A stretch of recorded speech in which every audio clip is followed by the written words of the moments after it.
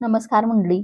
आज आपण तुमच्यापैकी अशा लोकांसाठी काही महत्त्वाचं बोलू, जे सध्या साधारणतः 65 ते 80 वर्षाच्या दरम्यान आहेत. एक अशी गोष्ट आहे, जी या वयोगटातील खूप लोक दररोज नकळत करत आहेत आणि त्यांना याचे नुकसान सुद्धा कळत नाहीये.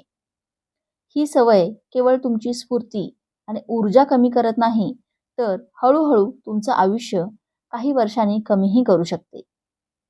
खरं सांगायचं तर एका विशिष्ट वयानंतर तुमच्या शरीरात असे बदल घडतात की काही सवयी आधीपेक्षा अधिक धोकादायक ठरतात. ज्या गोष्टी तुम्ही 40 किंवा 50व्या वर्षी सहज करू शकत होता, त्या आता तुमचं आरोग्य गंभीर धोक्यात टाकू शकतात. आणि बहुतेक लोकांना याची जाणीव तेव्हाच होते, जेव्हा खूप उशीर झालेला असतो. म्हणूनच या व्हिडिओमध्ये आपण अशा 7 गोष्टींबद्दल बोलणार आहोत, ज्या तुम्ही लगेच बंद करणं आवश्यक आहे. जर तुमचं वय 65 ते 80च्या दरम्यान असेल, तर ही एक संधी आहे की तुम्ही या सवयी बदलू शकता.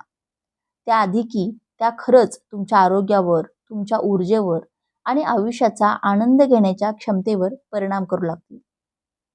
शेवटपर्यंत माझ्यासोबत राहा, कारण शेवटची गोष्ट अशी आहे ज्याचा उल्लेख क्वचितच कोणी करतो, पण ही तुमची सध्याची सर्वात मोठी चूक असू शकते.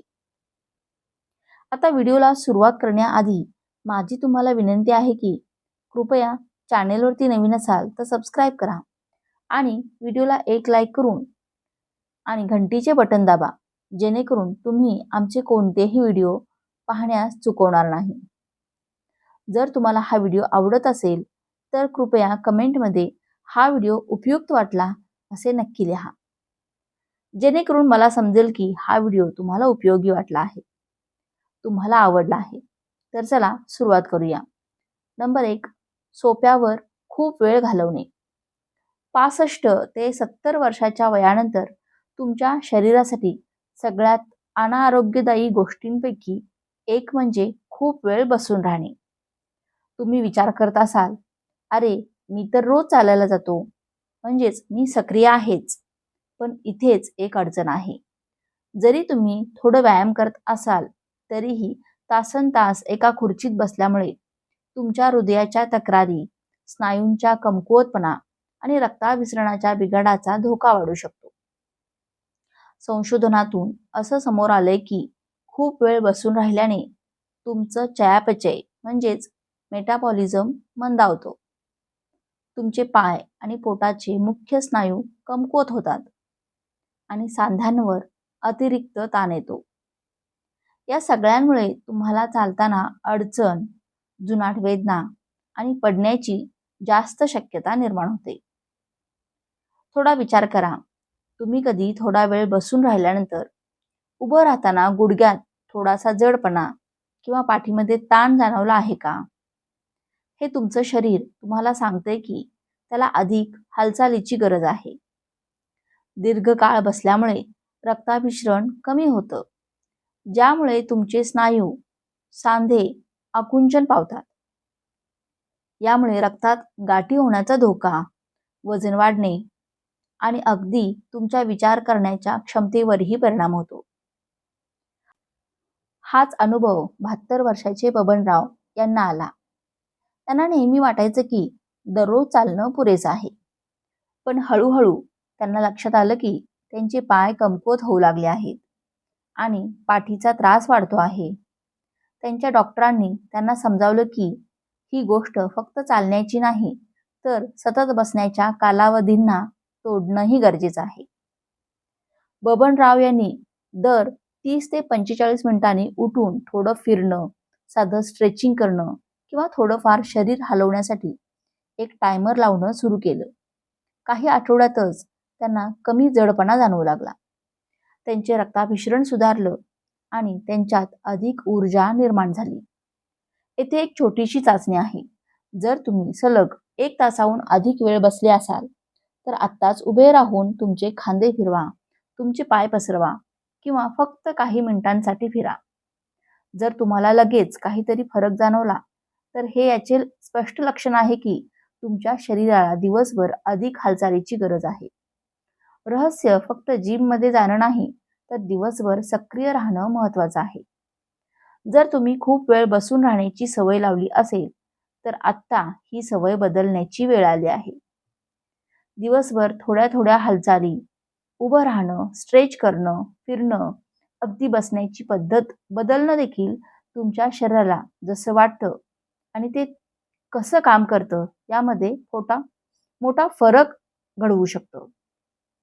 नंबर 2, पुरेसे प्रथिने न घेणं, म्हणजेच प्रोटीन पुरेसं न घेणं.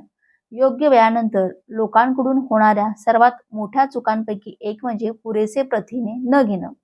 आणि यामुळे त्यांना त्यांच्या स्नायूंच्या ताकदीची आणि स्फूर्तीची किंमत मोजावी लागत आहे. तुम्हाला वाटू शकतं की मी तर भरपूर खातो, त्यामुळे मी ठीक आहे. पण खरं हे आहे की जसजसं तुमचं वय वाढतं, तसतसं तुमचं शरीर प्रथिनांचा पूर्वीसारखा उपयोग करू शकत नाही. याचा अर्थ असा की तुमच्या स्नायूंना योग्य आहारात ठेवण्यासाठी तुम्हाला प्रत्यक्षात जास्त प्रथिनांची गरज असते. जर तुम्ही तुमच्या प्रथिनांकडे लक्ष देत नसाल, तर तुम्ही नकळतपणे तुमचे स्नायू गमावत आहात. स्नायूंचे हे नुकसान, ज्याला स्कार्पेनिया असेही म्हणतात. स्कार्पेनिया हे 3 वेळा झपाट्याने म्हणा.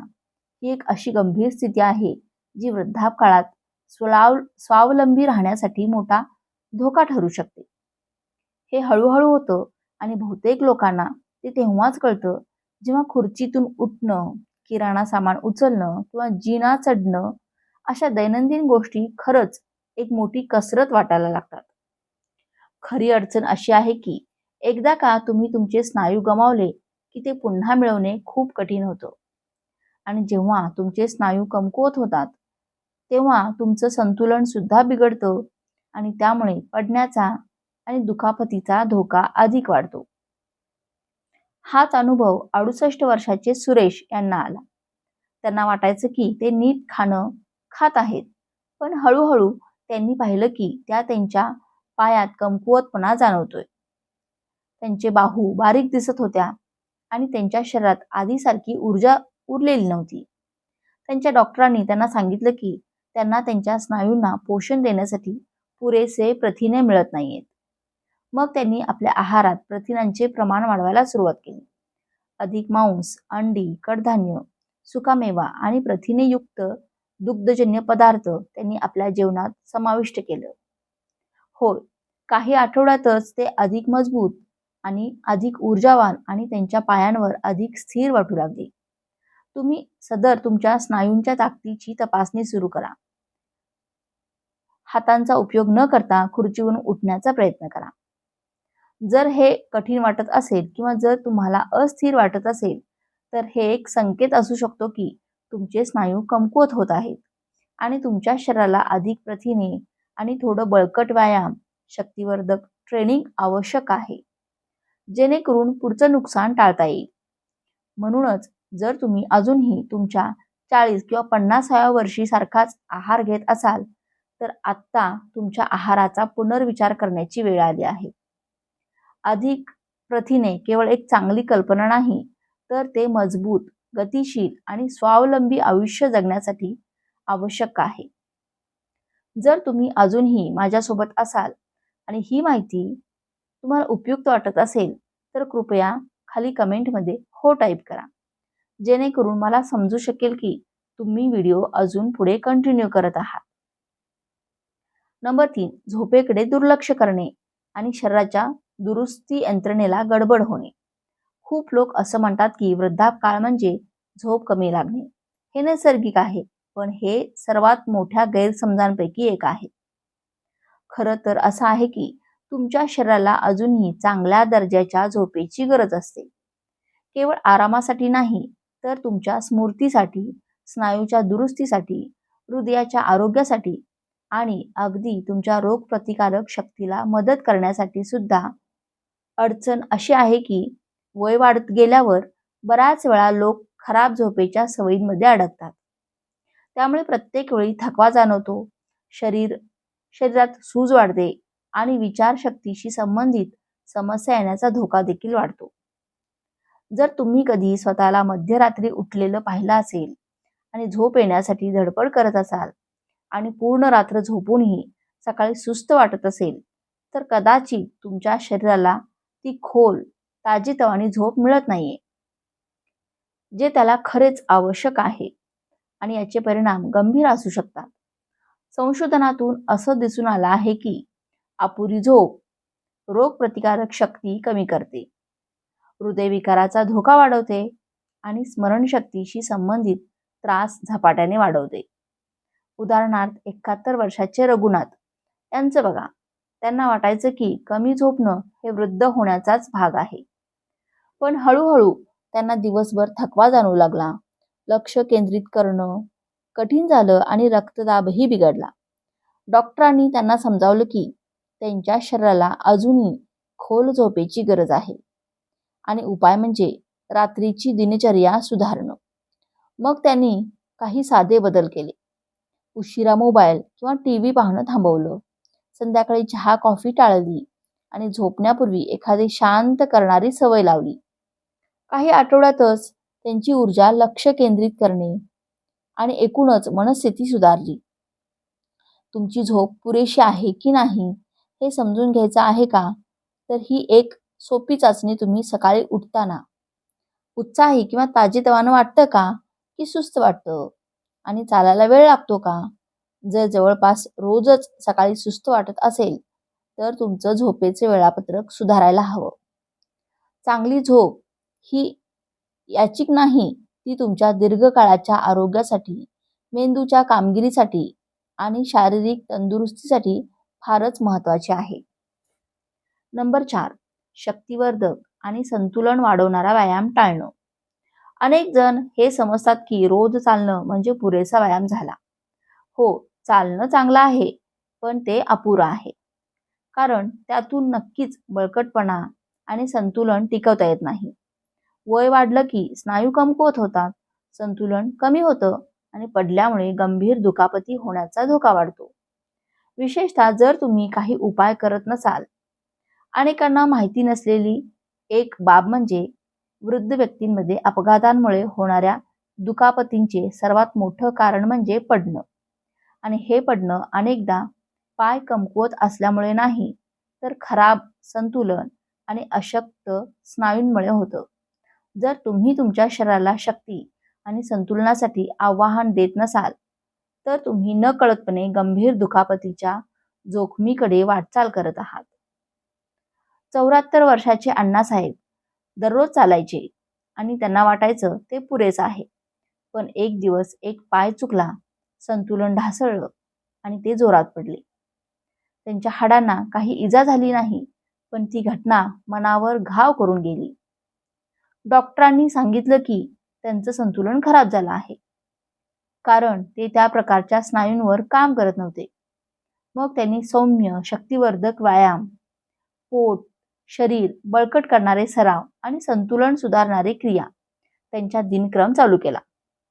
काही आठवड्यातच त्यांच्या स्थिरता, आत्मविश्वास आणि पडण्याची भीती कमी झाली. शक्तिवर्धक व्यायाम म्हणजे मोठे वजन उचलणं किंवा जिममध्ये जाणं असं नाही.